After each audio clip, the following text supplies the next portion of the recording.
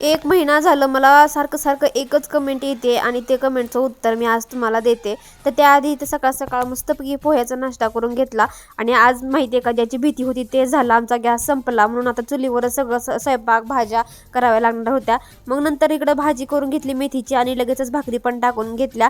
आणि ना काल रात्री मी शिंगोळे केलत्या, शिंगोळे म्हणा किंवा कुंडोळे, मग त्याचेच पीठ थोडंसं उरलेलं होतं म्हणून त्याचे ना धपाटे टाकून घेतले. आणि दिवसभर काय नाही, स्वयंपाक झाला, जेवण झालं, काम आवरल्यानंतर मस्तपैकी एक झोप काढली आणि नंतर सगळं 4 वाजता काम आवरायला घेतलं.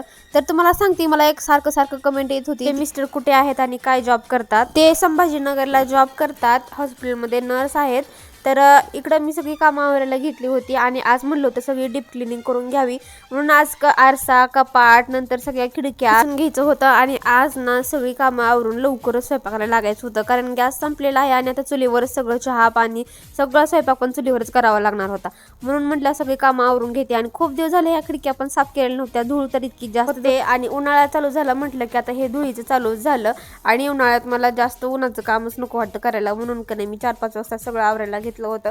आता बेड सुद्धा मी आज पुसून घेतला होता आणि बेडच्या समोरच्या साईडला थोडीशी डिझाईन आहे, तिथं पण खूप सारी धूळ आणि जाळ्या बसल्या होत्या, त्या साफ करून घेतल्या आणि मग फरशा वगैरे पुसून घेतला. तसं आज जास्त कामाचा लोड नव्हताच, कारण याच घरातली मी फरशी आणि हे डीप क्लिनिंग करून घेतली होती. पलीकडल्या घरामधलं झाडून फरशा पुसून सगळ्या आईनीच घेतल्या होत्या. काम आवरेपर्यंत तर 6-6:30 वाजत झाले होत्या. मग लगेच चूल पेटवली आणि मस्तपैकी चहा बनवायला घेतला.